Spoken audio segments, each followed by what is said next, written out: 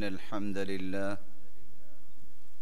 نحمده ونستعينه ونستغفره ونعوذ بالله من شرور أنفسنا وسيئات أعمالنا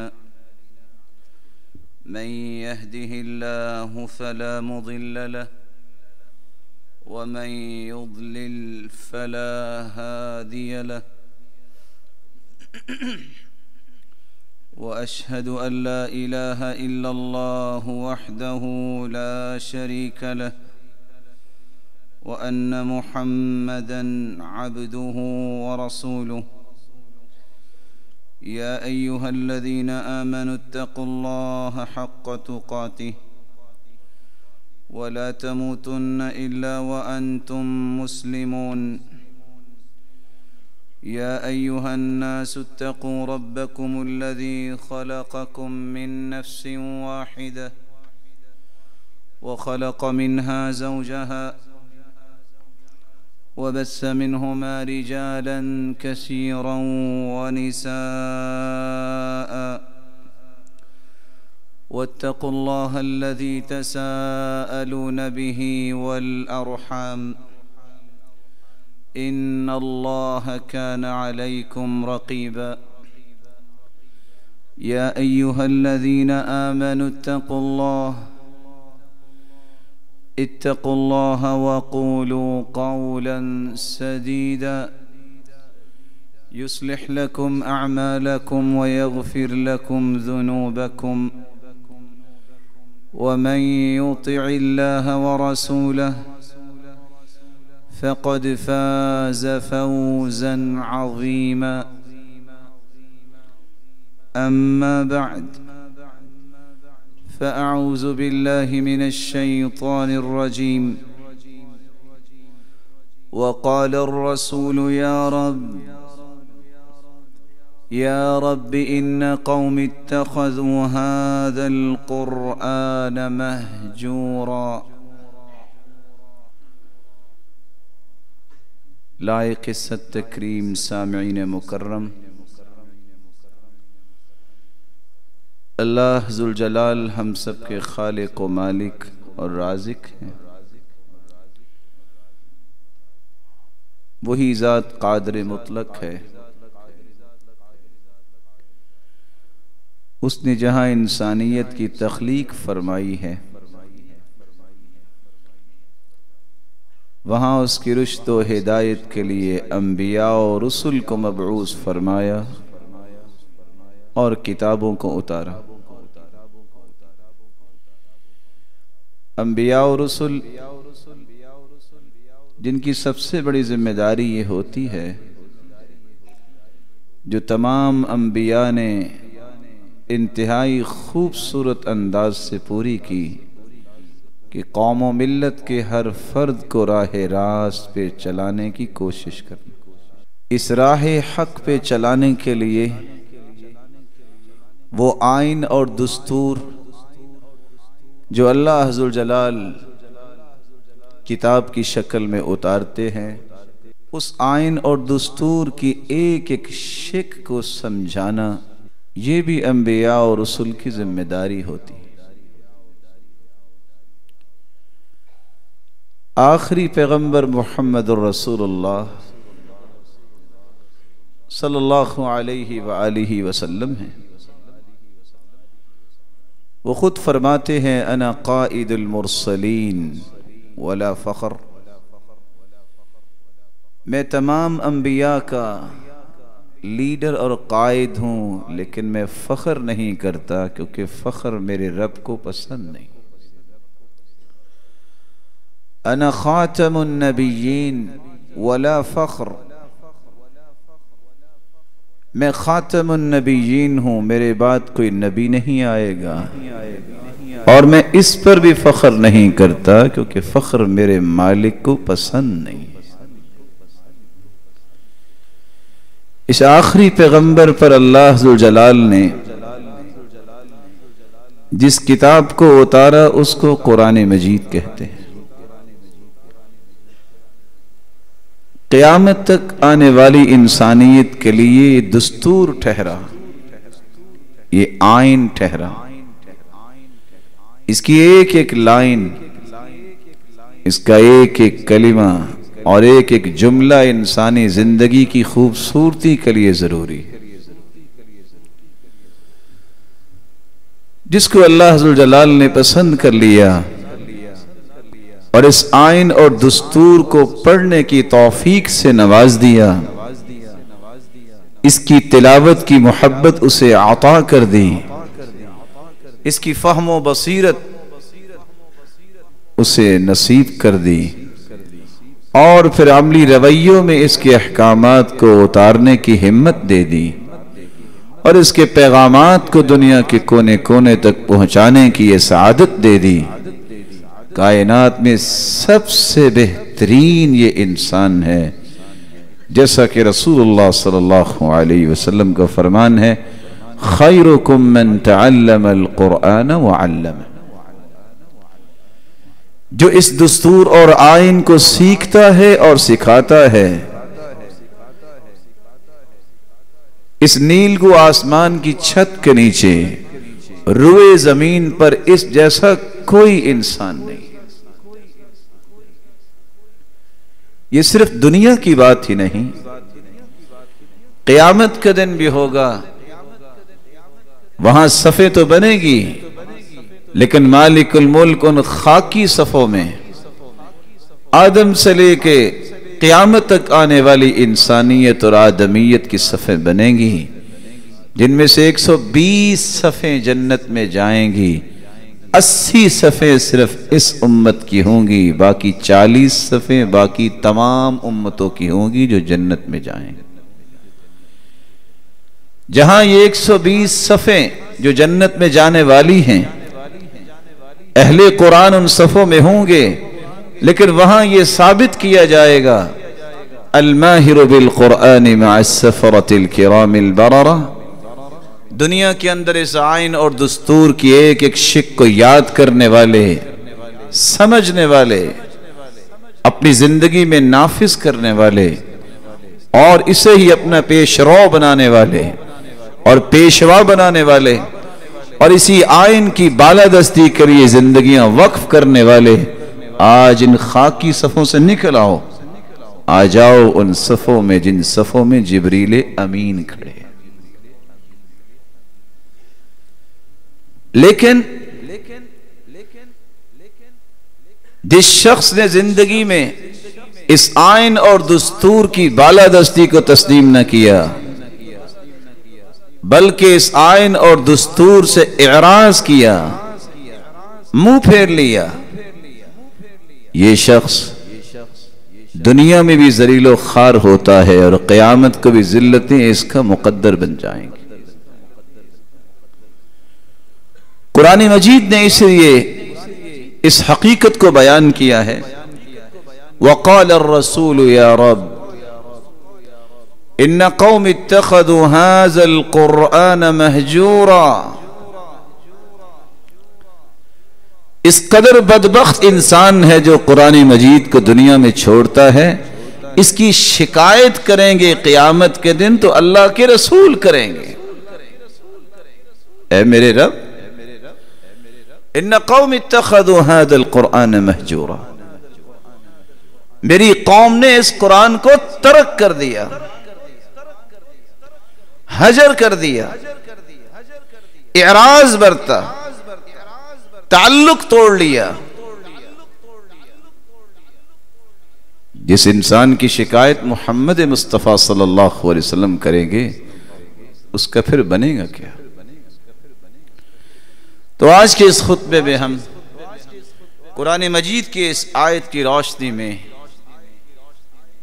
5 چیزیں بیان کرنا چاہیں گے۔ حجر کس کو کہتے ہیں اور حجر کی اقسام کون سی ہیں، اور قرآن مجید کو ترک کر دینا اور اسے تعلق توڑ دینے کے نقصانات کیا ہیں، اور ایک مسلمان کو عام زندگی میں بھی کس کس رویے کو اختیار کرنا چاہیے کہ کہیں قیامت کو ان لوگوں کی صف میں نہ چلا جائے جن لوگوں کے بارے میں مقدمہ پیش کرنے والے خاتم النبیین محمد مصطفیٰ صلی اللہ علیہ وسلم ہوں گے۔ حجر کا مطلب ہوتا ہے تعلق توڑ لینا، حجر کا مطلب ہوتا ہے کسی چیز کو ترک کر دینا، حجر کا مطلب ہوتا ہے انسان کسی سے منہ پھیر لے۔ علماء امت بیان کرتے ہیں الحجر مفارقۃ الانسان غیرہ، جب انسان کسی سے جدا ہو جائے، الگ ہو جائے، اس سے کوئی واسطہ تعلق نہ رکھے، اس کو عربی زبان میں حجر کہتے ہیں۔ حجر کی بنیادی طور پر 6 قسمیں ہیں۔ قرآن مجید سے تعلق توڑ لینا، حجر القرآن، حجر الرجل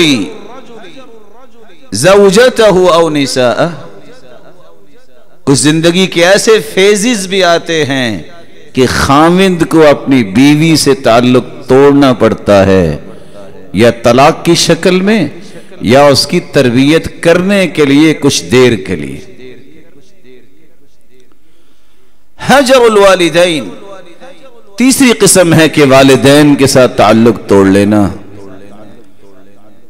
چوتھی قسم ہے حجر الاقارب، رشتہ داروں سے تعلق توڑ لینا۔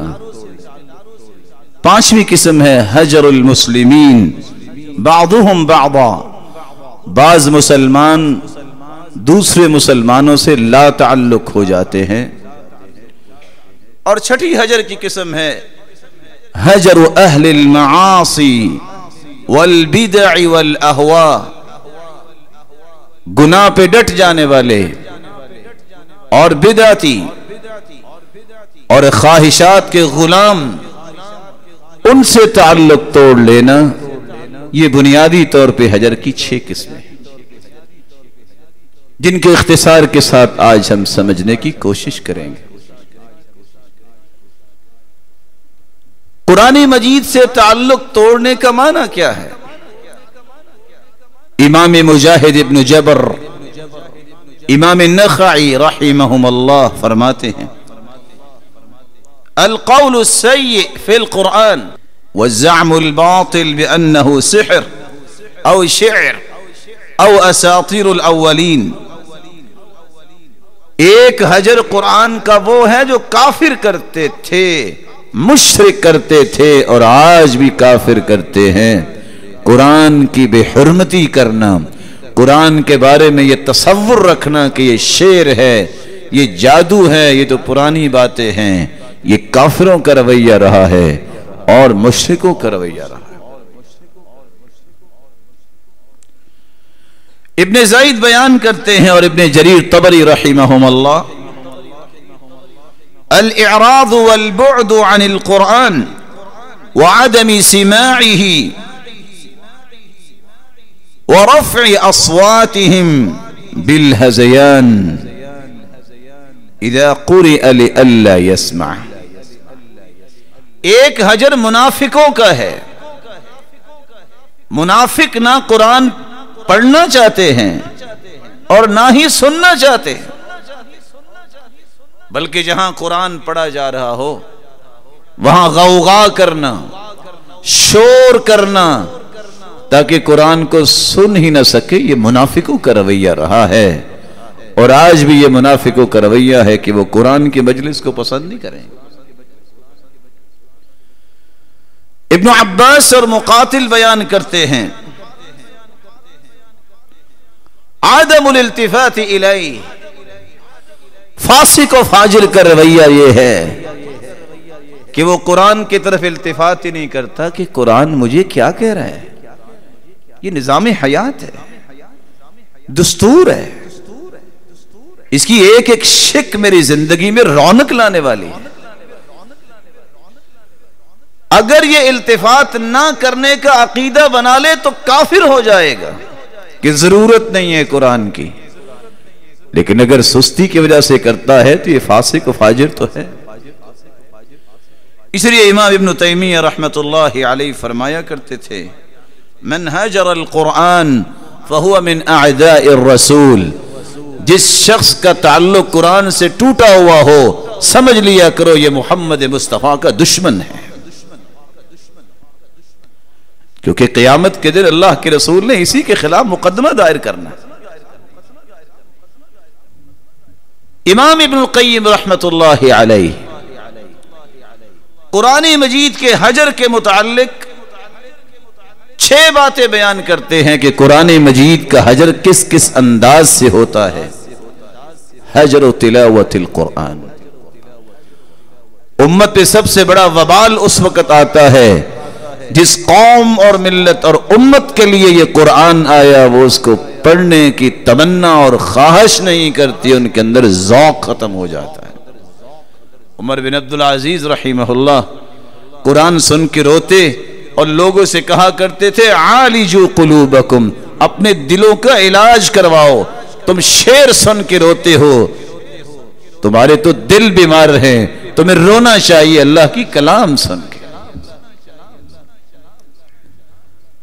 تو تلاوت نہ کرنا، تلاوت کو نہ سننا، یہ تمنا ہی نہ رکھنا، یہ قرآن مجید کا ترک ہے جس کی سزا ملے گی۔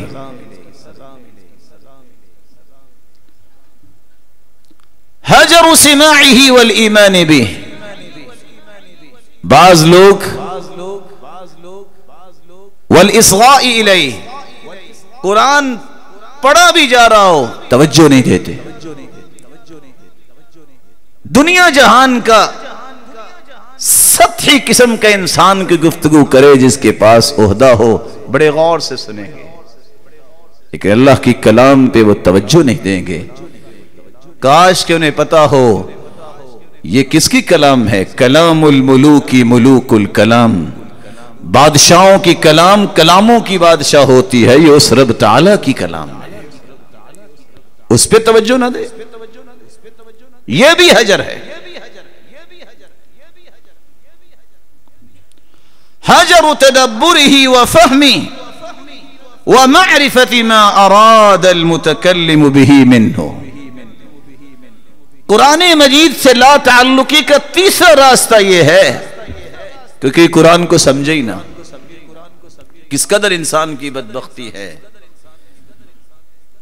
دنیا کی معمولی چیزوں کی خاطر ایسی چیزوں کو یاد کرنا اور سمجھنا، اس پہ اپنی ذہانت اور فطانت کو خرچ کرتے ہیں چند ٹکوں کے پیچھے، جو زندگی میں ہی ختم ہو جائے، لیکن اس نظام اور قانون کو سمجھنے کے لیے کوئی تیاری نہیں ہے کہ یہ اصل میں وہ چیز ہے جس کو سمجھنے سے میری زندگی سنور جائے گی، جس کو سمجھنے سے میری آخرت سنور جائے گی۔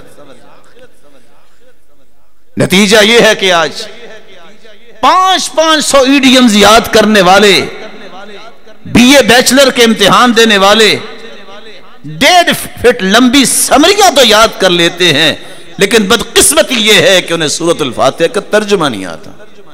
اللہ کی کلام زیادہ حق رکھتی ہے کہ اس کو سمجھا جائے۔ قرآن مجید کے حجر کا چوتھا طریقہ یہ ہے کہ ایک انسان حجر الاستشفاء به والتداوی به فی جمیع امراض القلوب وادوائها، جس قرآن کو رب تعالیٰ نے شفا بنا کے اتارا ہے، اور کہنے والا کون ہے؟ جس کی طرف سے بیماریاں آتی ہیں۔ کہنے والا کون ہے؟ جس جیسی بات کو سچی ہو ہی نہیں سکتی۔ وَتَمَّتْ كَلِمَةُ رَبِّكَ صِدْقًا وَعَدْلًا، صداقت و عدالت کی باتیں ساری مخلوق کی اکٹھی ہو جائے تو خالق کی صداقت کو پہنچ سکتی ہے؟ مخلوق میں سے کوئی زہر ڈال کے دے دے دوائی بنا کے تو وہ بھی کھا لیں گے، اعتماد ہے۔ خالق کہہ رہے ہیں ہم نے قرآن کو شفا بنایا ہے، اس پہ یقین نہیں، اس کے تجربے کرنے لگ جائیں گے، چلو پڑھ کے دیکھتے ہیں، اگر آرام آ گیا تو ٹھیک ہے۔ کبھی دنیا کے اندر ڈاکٹروں کی دوائی پہ بھی تجربے کیے؟ بس جی ہمیں تو نہیں نہ پتا کہ کیا ہوگا، ہم نے کون سا اللہ کو دیکھا ہے؟ 250 لوگ اپنی جانیں، اپنے بچوں کی جانیں اور اپنا قیمتی سے قیمتی سامان ایک پائلٹ پہ اعتماد کرتے ہوئے جو نظر نہیں آ رہا ہوتا، اور شاید کہ کسی کو معلوم ہو بسا اوقات وہ بیٹھا بھی نہیں ہوتا، وہ باہر آ جاتا ہے، سارے لوگ اپنی جانیں اس کے حوالے کر کے بیٹھے ہیں اعتماد سے، تمہیں پائلٹ نظر نہیں آتا، اس پہ اعتماد کرتے ہو اور خالق پہ تمہیں اعتماد نہیں ہے۔ رسول اللہ صلی اللہ علیہ وآلہ وسلم نے یہی اعتماد ہی صحابہ کو دلایا تھا۔ حجر کی 5ویں قسم یہ ہے کہ ایک انسان قرآن مجید کے مطابق عمل کرنا چھوڑ دے۔ کہ ضابطہ اور قانون تو اس لیے ہوتا ہے کہ اس کو زندگی میں لاگو کیا جائے، اگر اس کو ضابطے کو لاگو نہیں کرنا تو اس ضابطے کا فائدہ کیا ہوا؟ یہ تو میری اور آپ کی زندگی کی نوک پلک سیدھی کرنے کے لیے قانون آیا ہے جس کو قانون ربانی کہتے ہیں۔ اور چھٹا گناہ جو ہے وہ قرآن مجید سے لا تعلقی کا وہ لوگوں کی طرف سے ہوتا ہے، حجر تحکیمہ والتحاکم الیہ۔ جب بھی دنیا میں فیصلہ کرنے والے فیصلہ کرتے ہیں تو انہیں فیصلہ کرنے کی مسارات قرآن نے دی ہیں، یہ راستہ ہے فیصلے کا، تم نے قرآن کی روشنی میں فیصلہ کرنا، تم نے رسول اللہ صلی اللہ علیہ وسلم کے فرمان کی روشنی میں فیصلہ کرنا۔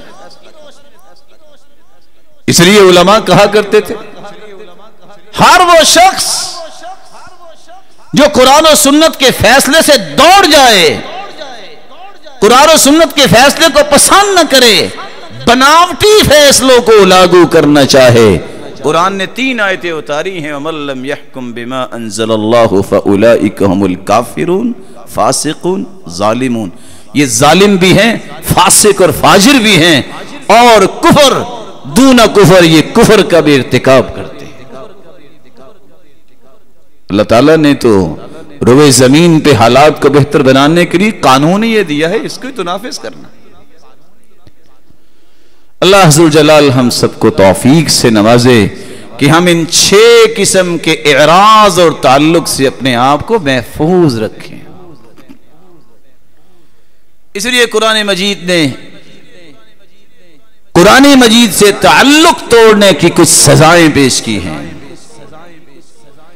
وَمَنْ أَظْلَمُ مِمَّنْ ذُكِّرَ بِآيَاتِ رَبِّهِ فَأَعْرَضَ عَنْهَا وَنَسِيَ مَا قَدَّمَتْ يَدَاهُ إِنَّا جَعَلْنَا عَلَى قُلُوبِهِمْ أَكِنَّةً أَن يَفْقَهُوهُ وَفِي آذَانِهِمْ وَقْرًا وَإِن تَدْعُهُمْ إِلَى الْهُدَى فَلَن يَهْتَدُوا إِذًا أَبَدًا۔ روئے زمین پر اس سے بڑا ظالم کون ہے؟ سب سے بڑا ظالم یہ ہے جس کو اللہ کی آیتوں کے ساتھ نصیحت کی جائے اور وہ منہ پھیر جائے۔ وَنَسِيَ مَا قَدَّمَتْ يَدَاهُ، بھول جائے میرے کرتوت کیا ہیں، انہیں سمجھایا تو اس لیے جا رہا تھا کہ شاید ان کرتوتوں کی تجھے معافی مل جائے اور تو اللہ کے محبوب بندوں کی صف میں شامل ہو جائے، لیکن وہ اعراض کرتا ہے۔ اللہ تعالیٰ فرماتے اس اعراض کا نتیجہ کیا نکلتا ہے کہ ہم ان کے دلوں پہ ایسی مہر ثبت کر دیتے ہیں، وہ پھر حق کو سمجھنے کی صلاحیت ہی کھو بیٹھتے ہیں۔ کان تو شاید ان کے عام لوگوں سے بھی بڑے بڑے ہوں، لیکن حق بات کو سنیں گے نہیں۔ سب سے بڑا ظالم وہ ہے جو قرآن سے تعلق توڑتا ہے اس انداز سے، کہتا ہے ضرورت نہیں۔ اور ساتھ ہی اللہ تعالیٰ نے ایک دوسری سزا بھی پیش کر دی، وَمَنْ أَعْرَضَ عَنْ ذِكْرِي فإن له معيشة ضنكا ونحشره يوم القيامة أعمى قال رب لم حشرتني أعمى وقد كنت بصيرا قال كذلك أتتك آياتنا فنسيتها وكذلك اليوم تنسى۔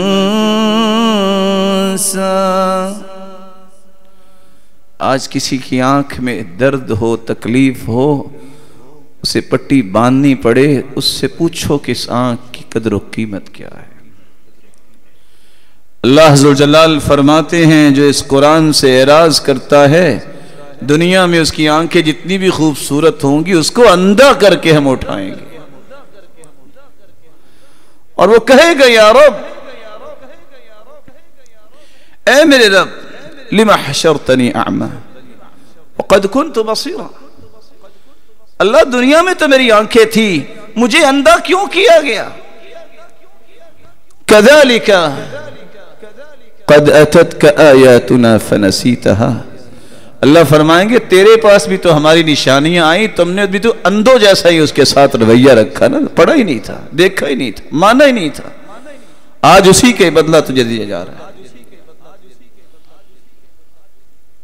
امام ابن کثیر رحمت اللہ علیہ فرماتے ہیں یہ وہ بدبخت ہے جو آنکھیں بند کر لیتا ہے قرآن سے، زندگی کی آخری رمق تک لا طمأنینہ، اس بندے کو کبھی بھی اطمینان نہیں ملے گا۔ یہ دنیا کی سزا یہ ہے، دنیا میں جو کچھ بھی لے لے لیکن زندگی کی آخری سانس تک اسے چین نہیں آئے گا، اور دوسری سزا اس کو یہ ملے گی زندگی کے آخری سانس تک یہ ہدایت یافتہ نہیں بنے گا، نہ اس کو یقین کی نعمت نصیب ہوگی، ہمیشہ یہ متردد رہے گا، شک میں رہے گا، اور اس سے بدترین زندگی کیا ہے کہ ایک انسان کے پاس سب کچھ ہو اور اسے زندگی میں چین ہی نہ ہو۔ اس لیے اللہ عز و جلال نے ایک تیسری بات بھی بیان کی ہے، فَمَا لَهُمْ عَنِ التَّذْكِرَةِ مُعْرِضِينَ كَأَنَّهُمْ حُمُرٌ مُسْتَنفِرَةٌ فَرَّتْ مِنْ قَسْوَرَةٍ۔ یہ اللہ عز و جلال کے قرآن سے اعراض کرنے والے، منہ موڑنے والے، یہ تو جانوروں سے بدتر ہے۔ جس طرح جانوروں کو شیر نظر آئے تو کس طرح نہ دیکھتے ہیں پانی ہے آگے، نہ دیکھتے ہیں آگ ہے آگے، چھلانگیں لگا کے دوڑ جاتے ہیں، یہ تو جانوروں سے بھی بدتر ہیں جو قرآن سے اعراض کرنے والے۔ اس لیے اللہ عز و جلال نے ایک چوتھی سزا بھی ایسے لوگوں کی بیان کی ہے، وَمَن يَعْشُ عَن ذِكْرِ الرَّحْمَنِ نُقَيِّضْ لَهُ شَيْطَانًا فَهُوَ لَهُ قَرِينٌ،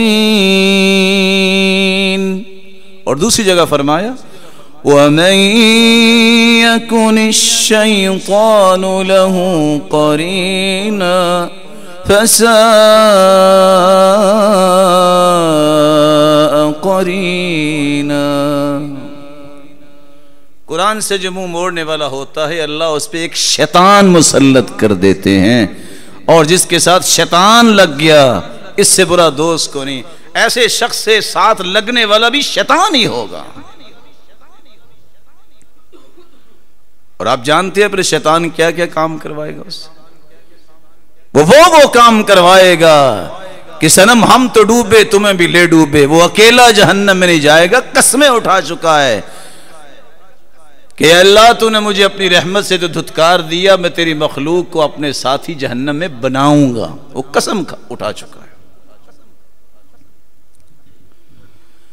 اس لیے قرآن نے پانچویں سزا بیان کی ہے، جو قرآن سے منہ موڑتا ہے، نہ پڑھتا ہے، نہ سمجھتا ہے، نہ عمل کرتا ہے، نہ اس کے پیغام کو دنیا تک پہنچانے کی چاہت اور تمنا کرتا ہے، ومن أظلم ممن ذكر بآيات ربه ثم أعرض عنها إنا من المجرمين منتقمون.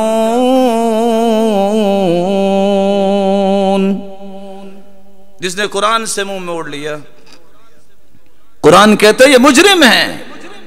افنجعل المسلمین کالمجرمین، مسلمان اس کو کہتے ہیں الاستسلام، مان گیا ہوں یہ اللہ کا کلام ہے، میں اس سے رہنمائی لوں گا.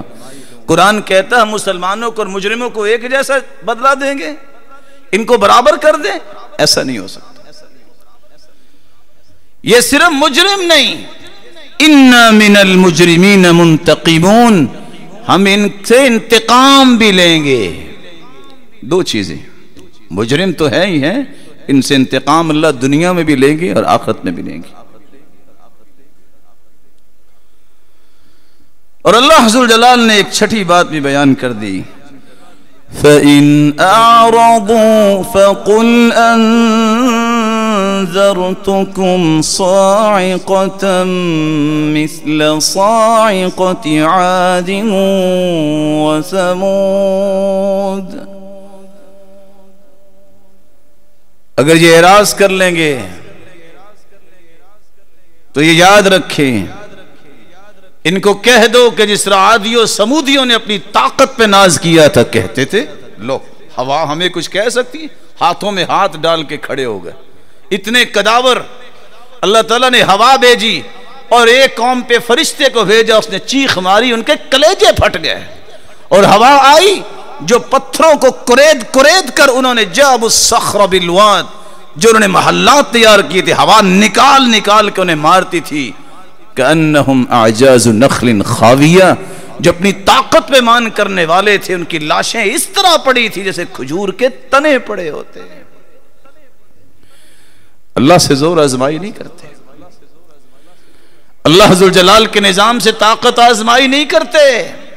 وہ بہت بڑا بادشاہ ہے، وہ بہت بڑا بادشاہ ہے. وما يعلم جنود ربك الا هو، اس کے لشکر اتنے ہیں کہ میری اور آپ کی عقل وہاں تک سفر نہیں کر سکتی.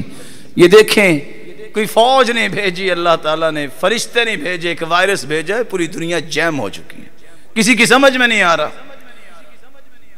وہ آج اتفاق سے میں رپورٹ پڑھ رہا تھا کہ ابھی تک اس کے 4000 فیزز آ چکے ہیں اور ڈاکٹرز کو سمجھ نہیں آ رہی کہ کیا سے کیا ہو رہا ہے. یہ دنیا کی حقیقت ہے. کاش اس بات کو ہی امت سمجھ جائے اور اللہ کی طرف لوٹ کے اور پلٹ کے آ جائے.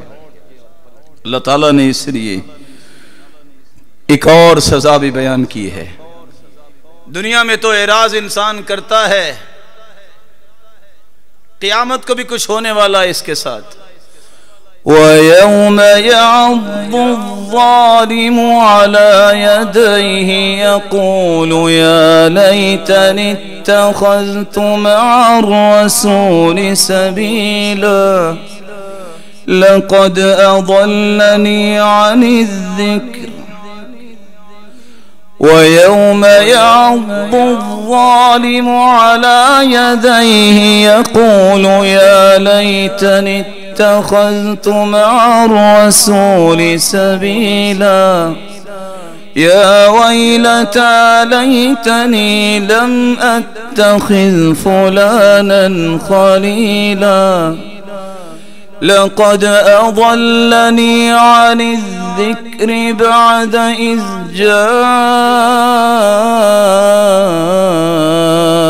جاءني وَكَانَ الشَّيْطَانُ لِلْإِنسَانِ خَذُولًا. دنیا میں ظلم کرنے والا، یہ ظالم جو سمجھتا ہے میرے جسم میں طاقت بہت ہے، جو سمجھتا ہے میرے تعلق اور واسطے بہت ہیں، پوری کائنات کے سامنے اپنے ہاتھوں کو کاٹے گا، کہے گا اس وقت جو کہا کام نہیں آئے گا. یا لیتنی اتخذت مع الرسول سبیلا، کاش میں نے اللہ کے رسول کی بات مانی ہوتی. یا ویلتا، ہائے میری بربادی، لیکن اس وقت یہ کام نہیں آئے گا۔ لم اتخذ فلانا خلیلا، میں کاش میری بربادی میں دنیا میں فلاں کو دوست نہ بناتا، اسے تعلق نہ رکھتا۔ لقد اضلنی عن الذکر بعد اذ جاءنی، میرے پاس تو اللہ کا قرآن آ چکا تھا، اس قرآن کے آ جانے کے بعد دوست نے مجھے قرآن سے دور کر دیا، اس تعلق نے مجھ سے دور کر دیا۔ وَكَانَ الشَّيْطَانُ لِلْإِنسَانِ خَذُولًا، اور قرآن کہتا ہے شیطان تو ذلیلی کرنے والا ہے۔ بات دوست کی ہو رہی تھی، شیطان کہاں سے آ گیا؟ جو تعلق، جو دوستی تمہیں قرآن کے حکم سے دور کرتی ہے وہ شیطان ہی ہوتا ہے، جس کا اظہار زبانیں کریں گی اور اس وقت اظہار قیامت کو کیا ہوا کوئی کام نہیں آئے گا۔ اور اسی کے بارے میں اللہ کے رسول صلی اللہ علیہ وسلم شکایت کریں گے۔ وَقَالَ الرَّسُولُ يَا رَبِّ إِنَّ قَوْمِ اتَّخَذُوا هَذَا الْقُرْآنَ مَهْجُورًا، اللہ کے پیغمبر فرمائیں گے اے میرے رب، آج ان لوگوں کا مقدمہ میں آپ کی عدالت میں پیش کرنے آیا ہوں جن کی رشد و ہدایت کے لیے تو نے قرآن مجھ پہ اتارا۔ یہ وہ لوگ ہیں جنہوں نے تیرے قرآن سے اعراض کیا، اور جس کا مقدمہ جو ہے رسول اللہ صلی اللہ علیہ وسلم پیش کریں گے، اس کے بعد پھر کیا ہونے والا ہے۔ اللہ مجھے اور آپ کو اور ہماری اولادوں کو بھی محفوظ فرمائے۔ رسول اللہ صلی اللہ علیہ وسلم نے اس لیے فرمایا تھا، صحیح الجامع کی روایت ہے 4443 اور سلسلہ صحیحہ کی روایت ہے 2019، القرآن شافع مشفع وماحل مصدق، من جعله امامه قاده الى الجنہ ومن جعله خلفه ساقه الى النار۔ یہ قرآن سفارشی بنے گا، جس کی قرآن نے سفارش کر دی اس کی قبول کی جائے گی، جس نے اس کو دنیا میں پیشوا مانا یہ قرآن ہی اسے لے کے جنت چلا جائے گا، جس نے اس قرآن کو نہ مانا یہ قرآن ہی مخالفت میں گواہی دے گا، اور قرآن ہی اس کا سبب بنے گا کہ چلو اس کو جہنم کی آگ میں جھونک دیا جائے۔ وَمَن يُعْرِضْ عَن ذِكْرِ رَبِّهِ يَسْلُكْهُ عَذَابًا صَعَدًا، اس قرآن سے جو اعراض کرتا ہے، اس قرآن سے اعراض کرنے والا جو ہے وہ عذاب ایسے ایسے جھیلے گا کہ جو انسان کی سوچ سے باہر ہے۔ زدناہم عذابا فوق العذاب، عذاب پہ عذاب ایسے لوگوں کو دیے جائیں گے۔ مفسرین الفاظ نقل کرتے ہیں، زیدو اقارب، حکم ہوگا ان پہ بچھو چھوڑ دو، انیابوہا کالنخل الطوال، بچھو کیسے؟ اس کے حجم کی بات نہیں ہوئی، اس بچھو کا ڈنگ اتنا ہوگا کالنخل الطوال، جتنا کھجور کا تنا ہوتا ہے۔ نسأل اللہ السلامت من، اللہ ذوالجلال ہمیں محفوظ فرمائے۔ اس لیے صحابی کو کہا تھا 40 دن میں قرآن پڑھ لیا کرو، کہا میں اور پڑھنا چاہتا ہوں، فرمایا 30 دن میں پڑھ لو، کہا نہیں میں اور پڑھنا چاہتا ہوں، فرمایا 25 دن میں پڑھ لو، کرتے کرتے 20 15 10 7، کہا میری اور بھی تمنا ہے، فرمایا 3 دن میں پڑھ لیا کرو۔ رمضانی مسلمان صرف رمضان کو قرآن کھولتے، یہ دنیا کی کمائی کو روزانہ چیک کر کے سوتے ہیں۔ آج روکڑ کیا تھی؟ جس چیز کی ذمہ داری اللہ نے لی ہوئی ہے اس کے بارے میں اچھلنا کودنا اور مچلنا اور کہنا کہ میں کما رہا ہوں، یہ تیرا رب تجھے دے رہا ہے۔ یہ بھول جس دن ختم ہو گئی اس دن تو کامیاب ہو گیا۔ جو کہتا ہے کہ میری 10 انگلیاں کماتی ہیں، جن کے ہاتھ کٹے ہوتے ہیں وہ بھی کھا کے سوتے ہیں، یہ گمنڈ ہی تمہیں مروا دے گا کہ میرے پاس پیسہ بہت ہے۔ قارون سے زیادہ تیرے پاس پیسہ نہیں ہے۔ اللہ نے قارون کو بھی زمین میں دھنسا دیا اور اس کے خزانوں کو بھی دھنسا دیا۔ اس لیے سب سے بڑی دولت یہ ہے کہ جس کے پاس قرآن ہو، اس کی تلاوت کرتا ہو، اسے سمجھتا ہو، اس پہ عمل کرتا ہو، اس کے پیغام کو دنیا کے کونے کونے تک پہنچانے کے لیے تڑپتا نظر آئے، کس طرح میں اس پیغام کو عام کر سکتا ہوں، کیسے میں اپنی صلاحیتیں اس کے لیے وقف کر سکتا ہوں۔ اللہ میری اور آپ کی اولاد اور نسل کو اس کی توفیق سے نوازے۔ اعراض کی دوسری قسم، بسا اوقات تعلق توڑنا پڑتا ہے بیوی سے۔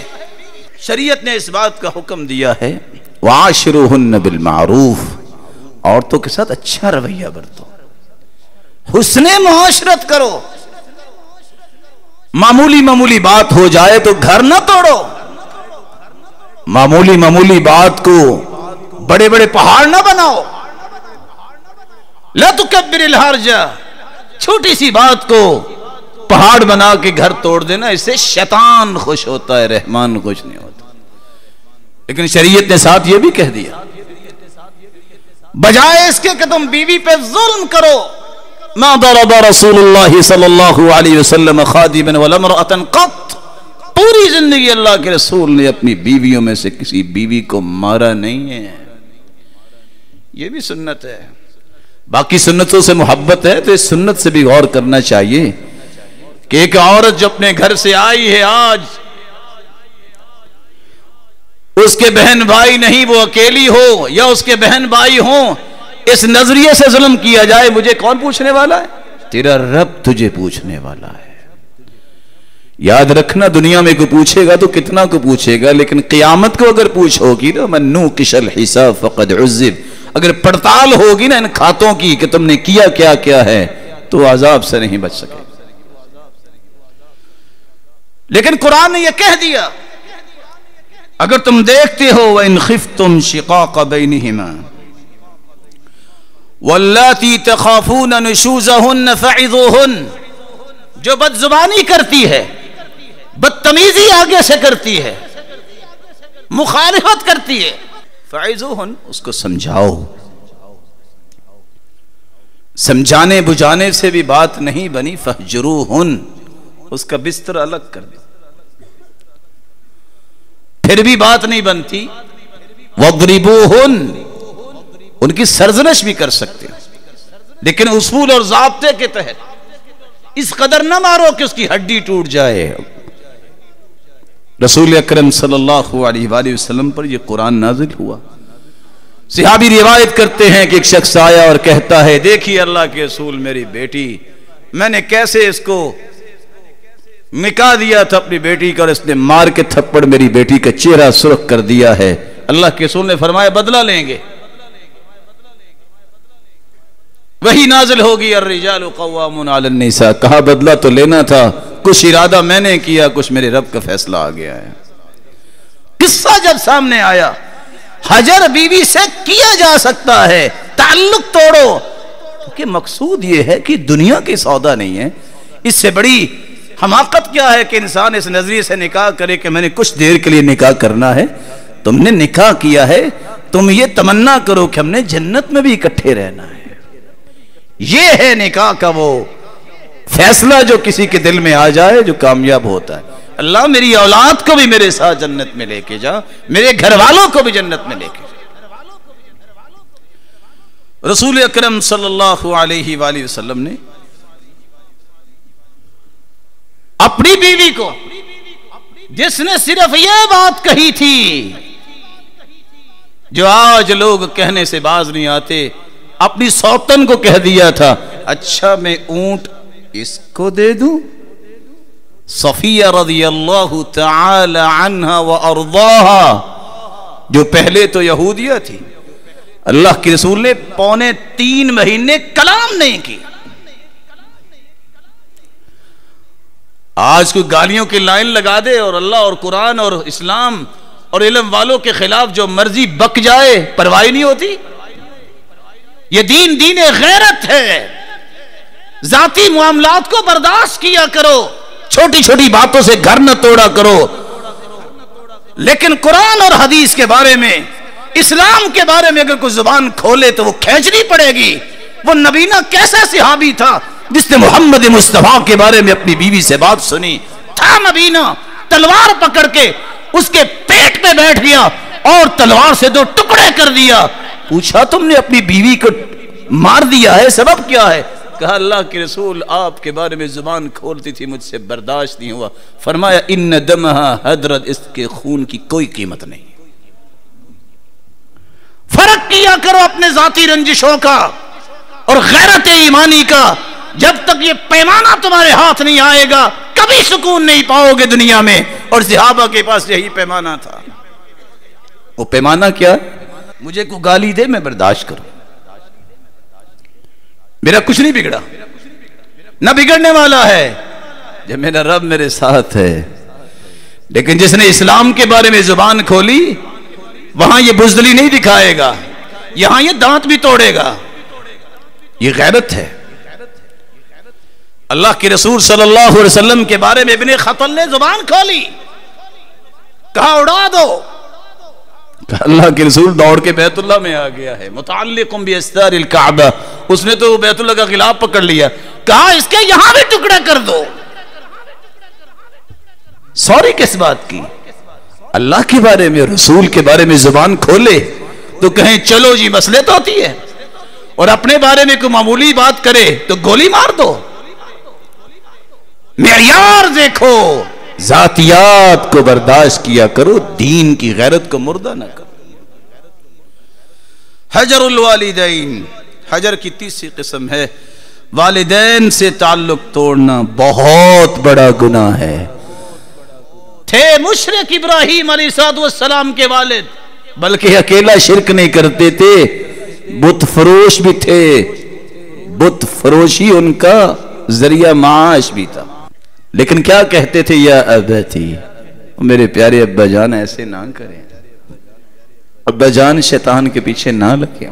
عورت آ کے کہتی ہے اللہ کے رسول میری ماں تو مشرکہ ہے، افاصلھا، میں صلہ رحمی کروں؟ کہا صلیھا، اس کے ساتھ ملتی رہا کرو، اس کو دعوت دیتے رہا کرو، مشرک بھی ہے، دروازہ کھلا رکھو، وہ سیدھے راستے پہ آ جائے گا۔ حجر الاقارب، حجر کی چوتھی قسم ہے رشتہ داروں سے قطع تعلق کر لینا۔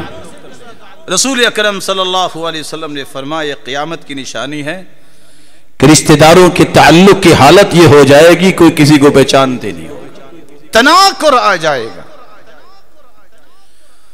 اور حدیث یہ کہتی ہے سلسلہ صحیحہ کی 918، بغیر کسی شرعی عذر کے کوئی تعلق توڑتا ہے دنیا میں جن گناہوں کی فوراً سزا مل جاتی ہے، ان میں سے ایک گناہ یہ بھی ہے کہ رشتہ داروں کی پرواہ چھوڑ دے، اسے قطع تعلق کر۔ رسول اکرم صلی اللہ علیہ وآلہ وسلم نے تو یہاں تک فرمایا تھا لا يدخل الجنت قاطع، جو بغیر کسی شرعی عذر کے قطع تعلق کرتا ہے یہ جنت میں نہیں جائے گا۔ صحیح بخاری کی روایت 5984، رسول اللہ صلی اللہ علیہ وآلہ وسلم کے صحابہ نے شرعی عذر کی موجودگی میں حجر کیا ہے، لیکن ذاتی امور پہ حجر نہیں کیا۔ رسول اکرم صلی اللہ علیہ وآلہ وسلم کی زوجہ محترمہ سیدہ عائشہ، وہ بھانجا عبداللہ بن زبیر جس کی وجہ سے انہیں ام عبداللہ کہا جاتا تھا، ایک دن بھانجا ہی کہتا ہے یہ ہر پیسہ خرچ کر دیتی ہیں، رکھتی نہیں ہے سیدہ عائشہ، اس کے ہاتھ پکڑنے چاہیے، یہ تو ضائع کر دے گی۔ سیدہ عائشہ فرماتی ہے تیری جرت کیسے ہوئی ہے صدقے سے مجھے روکنے کی، میں زندگی میں تجھ سے بات نہیں کروں گی۔ 6 مہینے تک بات نہیں کی۔ آج ہم اس لیے تعلق توڑتے ہیں فلاں نے رشتہ نہیں دیا۔ ام ہانی کے پاس پیغام آیا تھا اللہ کے رسول کا، میں نکاح کرنا چاہتا ہوں، کہا آپ کی عظمت بڑی ہے، مجھے ڈر ہے کہ میں کوئی کمی کوتاہی نہ کر دوں۔ اللہ کے رسول صلی اللہ علیہ وسلم نے یہ بات سن لی تھی، لیکن اس کے باوجود ام ہانی کا پیغام بعد میں آیا فلاں کو چھوڑ دیا جائے۔ فرمایا اجرنا من اجرتی یا ام ہانی، اے ام ہانی جس کو تو نے پناہ دی ہم نے بھی دے دی۔ یہاں دین کے لیے کوئی تعلق رکھو اور توڑو اور جوڑو، ذاتیات کو ذبح کرو۔ سیدہ عائشہ نے 6 مہینے بات نہیں کی، خاندان کے بڑے لوگوں کو شامل کیا گیا، سیدہ عائشہ نہیں مانی۔ ایک دن بہن ہی اٹھی سیدہ اسما جو سیدہ عائشہ کی بہن ہیں، اپنے بیٹے کو چادر میں چھپایا، اور دوسری روایت میں آتا ہے خاندان کے بڑے تھے، چھپا کے لے گا، کہتے ہیں ندخل، آ جائیں، کہتے ہیں آ جاؤ، کہتے ہیں کلنا، سارے آ جائیں، تو ہنس پڑی ہے تو اکیلی، تو سارے کا کیا مطلب؟ کہتے ہیں سارے آ جاؤ۔ بہن تھی، چادر سے نکلی عبداللہ بن زبیر اور چمٹ گئے۔ کہا نہیں، تم چمٹ بھی گئے ہو، میں تم سے کلام نہیں کروں گی، مانو تم نے محمد مصطفیٰ کی بات کی مخالفت کی ہے، جب تک تم توبہ نہیں کرو گے، میں جب تک اپنی قسم کا کفارہ نہیں دے دیتی، میں تم سے بات نہیں کروں۔ غیرت ایمانی ہے۔ عبداللہ بن عمر صحابی ہیں، ان کے دو بیٹے تھے، واقد اور بلال۔ بلال بیٹا تھا لیکن کہا کرتے تھے بلال رسول اللہ احب الی من بلالی، لوگوں میرا بیٹا بھی بلال ہے لیکن میرے بیٹے سے مجھے رسول اللہ کا بلال زیادہ پیارا لگتا ہے۔ حالانکہ وہ کالے رنگ کے تھے، یہ سفید رنگ کے تھے۔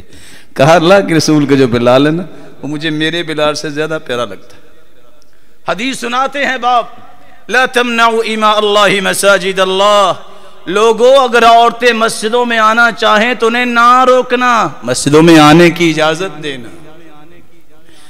بیٹا کیا کہتا ہے؟ واللہ لنمنعہن، ہم تو ضرور روکیں گے۔ کیوں؟ لیتخذنہ دغلا، یہ تو فتنہ پھیلائیں گے۔ تھے عبداللہ ابن عمر صحابی، تھپڑ رسید کیا۔ ابن حجر لکھتے ہیں 2 مہینے بلکہ زندگی بھر کلام نہیں کی۔ تمہیں جرت کیسے ہوئی حدیث کے سامنے یہ کہنے سے کہ ہم ضرور روکیں گے؟ میں تمہیں محمد مصطفیٰ کی بات بتا رہا ہوں۔ کہاں گیا بیٹا؟ کہاں گئی غیرت؟ میرا خون ہے، میرا خون ہے، میرا رشتہ دار ہے۔ کہاں رشتہ داری؟ اولاد سے بڑھ کے بھی کوئی نعمت ہوتی ہے؟ معیار بدلیے، غیرت دینی کو زندہ کیجئے۔ رسول اکرم صلی اللہ علیہ وآلہ وسلم کے صحابہ کی حالت یہ تھی۔ رسول اکرم صلی اللہ علیہ وسلم کے صحابہ صرف دین کے فیصلے کیا کرتے تھے۔ رسول اکرم صلی اللہ علیہ وسلم کا انداز دیکھیے، کان اذا اطلع على احد من اہل بیتہ کذب کذبۃ لم يزل عنہ معرضا حتى يحدث منه توبہ۔ اللہ کے رسول کو پتہ چل جاتا کہ فلاں نے جھوٹ بولا ہے، جب تک توبہ نہ کروا لیتے اسے بات نہیں کرتے تھے۔ ہم کہتے ہو بچے جھوٹ بولتے ہی ہوتے ہیں، پھر دعوے چھوڑ دو نا کہ میں محمد مصطفیٰ کا بڑا ہی محب ہوں، دعوے چھوڑ دو نا، دعوے کی تو رب دلیل لے گا۔ محمد مصطفیٰ سے بڑھ کے نرمی والا تو کوئی نہیں تھا۔ اپنی بیوی کے ساتھ 2.5 سے پونے 3 مہینے نہیں ملے، کلام نہیں کی۔ تم نے یہ لفظ بولا تو بولا کیوں ہے کہ وہ تو یہودیہ تھی؟ صرف اشارہ کیا تھا، تعنی قصیرہ، اس کا تو قد بہت چھوٹا ہے، ٹھگنی ہے وہ۔ اللہ کے رسول نے فرمایا لو مزجت بماء البحر لمزجت، تیرا یہ کہنا اتنا کڑوا ہے، سمندروں میں ڈال دیا جائے تو سمندر کڑوے ہو جائے۔ معیار بنائیے۔ رسول اکرم صلی اللہ علیہ وآلہ وسلم کے صحابی اسی منہج کو اختیار کیے ہوئے تھے۔ ایک شخص کو اللہ کے رسول کے صحابی نے کہا کہ اللہ کے رسول نے منع کیا ہے ایسی پتھر اٹھا اٹھا کے مارنا، کنکریاں مارنا، بچوں کی عادت ہوتی ہے، بعض بڑے بھی بچے بن جاتے ہیں اور یہ کام کرنا شروع کر دیتے ہیں۔ فرمایا اس طرح پھینکنے سے کسی کی آنکھ خراب ہو سکتی ہے، نہ تو یہ شکار کو لگے گی نہ اس کا فائدہ ہے۔ کہنے والا کہتا ہے میں تو ضرور ماروں گا۔ کہا لا اکلمک ابدا، تم نے کہہ دیا ہے، میں نے حدیث سنائی، زندگی میں تیرے ساتھ میں آئندہ کلام نہیں کروں گا۔ یہ صحابی ہے۔ پھر کہتے ہیں رواداری ہونی چاہیے اور نرمی ہونی چاہیے۔ صحابہ سے بڑھ کے بھی کوئی نرم مزاج دنیا میں آیا؟ وہاں محمد مصطفیٰ کی بات کو ٹھکرایا جا رہا ہے، وہاں تیری قیمت کیا ہے؟ رسول اکرم صلی اللہ علیہ وآلہ وسلم نے صحابہ کرام کی تربیت یہ کی تھی کہ تمہیں برداشت کرنا ہے اپنی باتوں کو، لیکن دین کی بات پہ تمہیں برداشت نہیں کرنا۔ ابن سیرین رحمہ اللہ ایک آدمی کو حدیث سناتے ہیں، وہ کہتا ہے کہ فلاں نے تو یہ کہا ہے۔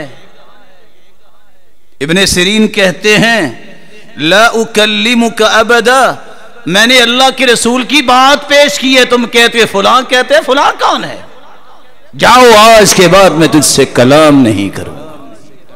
حیرانگی کی بات یہ ہے، عبداللہ ابن مسعود رضی اللہ عنہ، جن کے بارے میں صحابی کہتے ہیں سب سے زیادہ سنت کی پابندی کرنے والے، عبداللہ ابن عمر جو سب سے زیادہ اللہ کے رسول کی ایک ایک بات کو اختیار کرنے والے، اس قدر کہ اللہ کے رسول جس درخت کے نیچے سے گزرے اور جھک کے گزرے، کو ٹہنی نہ لگ جائے تو وہاں سے یہ بھی جھک کے گزرتے۔ ایک آدمی کو جنازے میں مسکراتا اور کہکہا لگاتے دیکھا تو کہتی ہیں تضحک فی جنازہ لا اکلمک ابدا، اور تمہیں اتنی بھی شرم حیا نہیں کہ موقع کیا ہے جنازے میں کہکہا لگا رہے ہو، میں تجھ سے پوری زندگی بات نہیں کروں گا۔ غیرت کا معیار بنائیے۔ عبداللہ بن مسعود رضی اللہ تعالیٰ عنہ نے فرمایا، یہ جو اپنی پلکیں بنانے والی ہیں عورتیں، پلکنگ کرنے والی ہیں، تھریڈنگ کرنے والی ہیں، جسم پہ نشان بنوانا، دانتوں کو ان میں سوراخ اور ان کو جدا جدا کر کے ایک مرحلے کو پورا کرنا، کہ یہ بھی شاید امیرانہ ایک عادت ہے، نقلی بال لگوانا، ان پہ لعنت ہے۔ ایک عورت کہتی ہے آپ ہمیں تو کہہ رہے ہیں لعنت ہے، ان اہلک یفعلون، آپ نے دیکھا آپ کی بیوی بھی یہ کام کرتی، کہتے ہیں میں یہاں بیٹھا ہوں، اگر میری بیوی سے یہ کوئی بات ثابت ہو جائے لا اجتمع معها تحت سقف واحد، عبداللہ بن مسعود آج کے بعد ایک چھت کے نیچے اپنی بیوی کے ساتھ جمع نہیں ہوگا۔ کیسی بات اب کر رہی؟ اب جاؤ اور عورت کو بھیجا، وہ واپس آ کے کہتی ہے کہنے والے نے غلط، کہنے والی نے غلط کہا تھا، آپ کی بیوی میں یہ عیب نہیں۔ رسول اللہ صلی اللہ علیہ وسلم نے سکھایا یہ تھا۔ سعد رضی اللہ تعالیٰ عنہ کی بات آپ سن چکے ہیں اس سے پہلے، ماں نے کہا دین چھوڑ دو وگرنہ میں بھوکی مر جاؤں گی، کہا ماں ایسا نہ کرنا، میں دین نہیں چھوڑ سکتا۔ کہا تم جاؤ گے راستے میں لوگ کہیں گے یا قاتل امہ، او ماں کے قاتل کہاں جا رہے ہو، لوگ تجھے تانا دیا کریں گے۔ سعد نے جب دیکھا کہ ماں سمجھنے والی تو نہیں ہے، اٹھے اور آ کے کہتے ہیں یا امہ، او میری ماں، لو ان لك 100 نفس تخرج امامی نفسا نفسا، ایک جان اللہ نے آپ کو دی ہے نا، اگر 100 جانیں بھی اللہ دے دے، تخرج امامی نفسا نفسا، ایک ایک کر کے ساری جانیں نکل جائیں تو میں برداشت کر لوں گا، میری ماں میں دین نہیں چھوڑ سکتا۔ معیار بدلیے، اللہ یہ معیار ہمارے اندر پیدا فرما اور اپنے ذاتی امور میں برداشت کرنے والے بنے اور دین کی غیرت کے لیے اپنی غیرت کو زندہ رکھنے والے بنے۔ وآخر دعوانا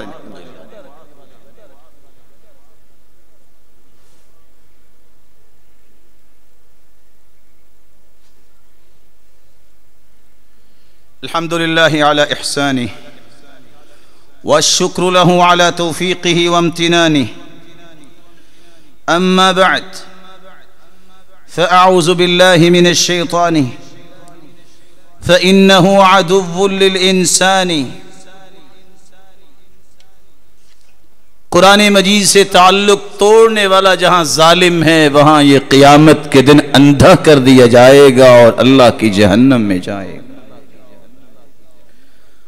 والدین سے تعلق نہ توڑو، وہ برے بھی ہیں تو نیکی کرتے رہو، ہاں ان کی برائی میں اطاعت نہ کرو۔ وصاحبهما فی الدنیا معروفا، نیکی میں ان کا ساتھ دو۔ وَإِن جَاهَدَاكَ عَلَىٰ أَن تُشْرِكَ بِي مَا لَيْسَ لَكَ بِهِ عِلْمٌ فَلَا تُطِعْهُمَا، اگر وہ شرک پر مجبور کرے تو شرک نہ کرو۔ زوجین میں سے بیوی کے ساتھ اچھا برتاؤ کرنے کا حکم ہے، لیکن اگر حالت یہاں تک پہنچ جائے کہ دین میں خلل آ رہا ہے تو پھر اس سے جدائی اختیار کی جا سکتی ہے، لیکن ظلم نہ کرو، ظلم کا بدلہ تمہیں چکانا پڑے گا۔ وہ راستہ اختیار کرو جو شریعت نے راستہ دیا ہے، تعلق توڑو، بستر الگ کرو، نئی بات بن رہی طلاق دے دو۔ اللہ کے رسول صلی اللہ علیہ وسلم نے بھی تو ایسا کیا تھا، صحابہ نے بھی تو ایسا کیا تھا نا۔ یہ راستہ رکھا ہے، نئی بات بن رہی، جدائی اختیار کر لو، رشتہ داروں سے اچھا برتاؤ کرو، رزق کی چابی ہے، زندگی کی برکت کی نشانی ہے، رشتہ داروں سے اچھا برتاؤ کرو، لیکن کب؟ جب وہ اللہ حضور جلال کے دین پہ ہیں ان کے اوپر جان چھڑکا دو، لیکن اللہ کے دین کے دشمن ہیں ان کی پرواہ نہ کرو۔ مصعب بن عمیر رضی اللہ تعالی عنہ یہ صحابی ہیں، عمیر رضی اللہ تعالی عنہ جب گزرے تو بھائی کی مشکیں باندھی ہوئی تھی، صحابہ نے کہا ذرا اس کو کس کے باندھنا، بھائی بول کے کہتا ہے کچھ خیال کرو، میں تیرا بھائی ہوں، خون ہوں، کہتا ہے تو محمد مصطفیٰ کے نہیں تو میرے بھی نہیں، مشکیں اس کی کس کے باندھو، اس کی ماں بڑی امیر ہے، بڑا ہدیہ دے گی، اور اگر وہ برائی پہ ڈٹ جائے تو پھر وہی رویہ اختیار کرو جو صحابہ کرام نے اختیار کیا۔ بیٹا کہتا ہے اپنے باپ سے، ابا جان آپ یہ کہہ رہے ہیں کہ میں آپ کی تلوار کے نیچے آیا، کہا اگر آپ میری تلوار کے نیچے آتے نا تو میں گردن اڑا کے فارغ ہو جاتا، محمد مصطفیٰ کی مخالفت کرنے والا میرا پیارا نہیں ہو سکتا۔ لا تصاحب الا مؤمنا ولا يأكل طعامك الا تقي، تعلق جوڑو اس کے ساتھ جو مومن ہے، تعلق جوڑو اس کے ساتھ وہ تمہارا کھانا کھائے جو متقی ہے۔ امام بخاری نے تو باب باندھا ہے، اہل الریب والفساد، ایسے لوگ جو فسادی قسم کے، ان کو گھروں سے نکال دو، اور دلائل لے کے آئے ہیں۔ رسول اکرم صلی اللہ علیہ وآلہ وسلم نے یہ صحابہ کو منہج دیا تھا تب فیصلے ہوئے تھے، اس کے بغیر کام نہیں بن سکتا تھا، وگرنہ تو ہر بندہ اپنی مرضی کا مالک ہوتا اور جو مرضی کرتا۔ سیدنا عمر نے یہی تو کہا تھا، اللہ کے رسول آپ کا آرڈر ہے، میرے حوالے کرو، ان کی میں گردنیں اڑاؤں، آپ اپنے رشتہ داروں کی گردنیں اڑائے، فیصلہ یہی ہے۔ اللہ کے رسول صلی اللہ علیہ وسلم نے فیصلہ فرمایا کہ یہ کر لیتے ہیں، سیدنا ابو بکر نے کہا ہے تو اس کی رائے مان لیتے ہیں۔ اللہ حضور جلال نے قرآن اتار دیا، ما كان لنبي ان يكون له اسرى حتى يسخن في الارض تريدون عرض الدنيا والله يريد الاخرة۔ اللہ کے رسول فرماتے عمر تیری بات رب کو پسند آئی ہے، اگر اللہ کی رحمت نہ ہوتی تو یہ عذاب ہم تک پہنچ جاتا۔ وفي الشر نجاة اذ لا ينجيك احسان، یہ قانون ہے، جو دین کے معاملات کو نہیں سمجھتا وہاں احسان فائدہ نہ دے تو پھر دوسری تصویر بھی دکھانا ضروری ہوتی ہے۔ تمہارے اگر یہ رابطے ہوں کہ میں کسی شرابی کے ساتھ بیٹھ سکتا ہوں تو میں اور آپ یہ نہیں کر سکتے کہ میں تو تہجد گزار کے ساتھ بیٹھوں گا۔ ہر شخص کا مالک رزق کا وہ ہے، کوئی مالدار ہے تو اپنے گھر میں ہے،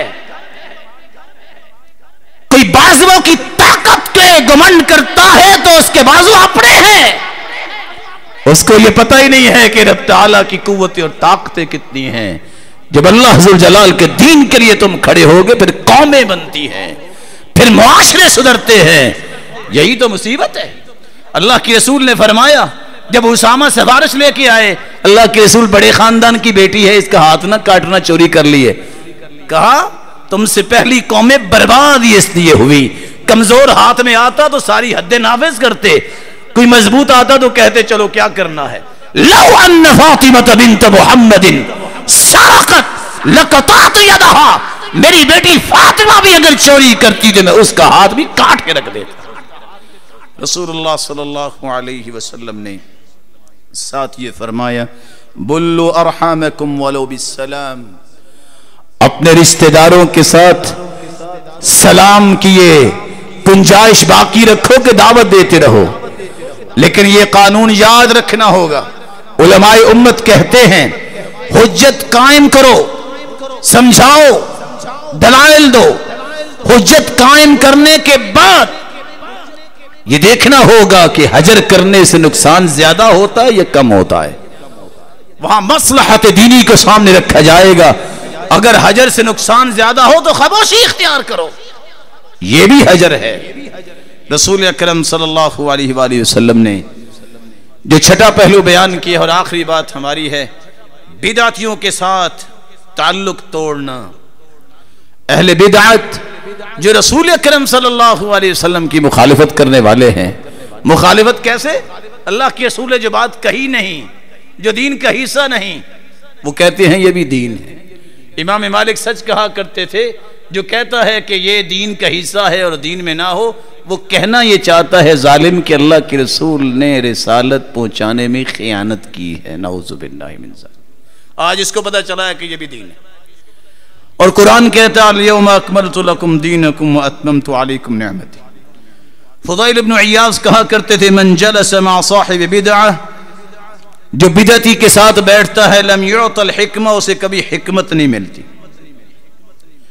حسن بصری کہا کرتے تھے بدعتیوں کے ساتھ نہ بیٹھا کرو، فإنہ یمرض قلبک، تمہارے دل کو مریض کر دیں گے.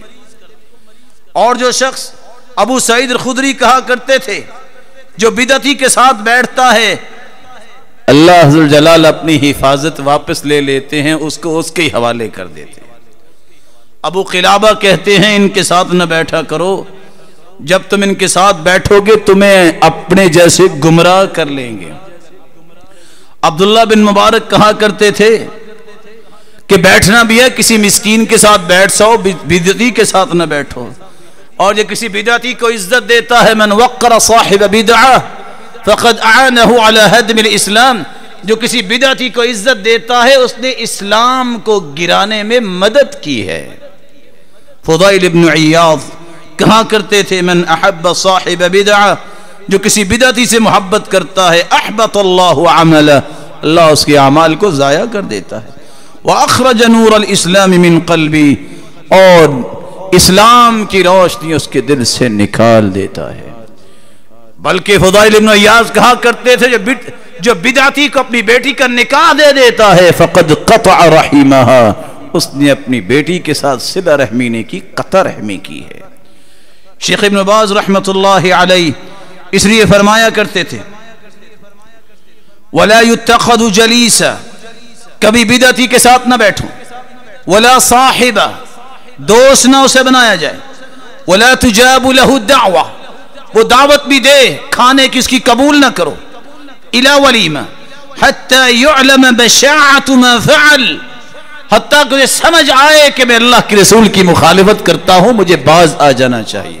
اللہ عز و جلال سے دعا ہے اللہ عز و جلال قرآن کی سچی محبت نصیب فرمائے، اور قرآن کی روشنی میں زندگی کے زاویوں اور رویوں کو درست کرنے کی توفیق عطا فرمائے.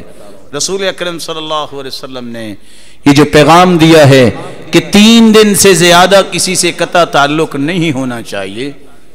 اگر کوئی عذر نہیں ہے تو 3 دن سے زیادہ کوئی کسی سے کلام نہیں کرتا، تو اللہ کے پیارے پیغمبر کا فرمان ہے پیر کے دن اور جمعرات کے دن اعمال پیش کیے جاتے ہیں. اللہ فرماتے ہیں سب کو معاف کیا سوائے مشرک کے، اور اس کے بھی کھاتے پیچھے کر لو، میں دیکھنا بھی نہیں چاہتا. کیوں؟ حتی یسترح او یفیع، جب تک یہ سلو نہ کر لیں اور اپنی محبت میں واپس نہ آ جائے، میں ان کے نام اعمال کو دیکھنا بھی نہیں چاہتا. اس لیے کوئی عذر نہ ہو تو پھر کبھی بھی یہ سنگین غلطی نہیں کرنی چاہیے. کلام محبت قائم رہنی چاہیے. شرعی آزار وہی ہے جن کا تذکر احادیث میں آیا ہے، ان کو سامنے رکھتے ہوئے بھی جب انسان کو ایسا مرحلہ اس کے سامنے آتا ہے تو ابن ابی جمرہ کہا کرتے تھے برے انسان کو سمجھانے بجانے حجت قائم کرنے کے بعد اس سے تعلق توڑو گے تو یہ بھی صلہ رحمی ہوگی. اللہ عز و جلال جس طرح تیرے گھر میں سارے جمع ہیں، مولا کریم ان پہ اپنی رحمتوں کا نزول فرما دے.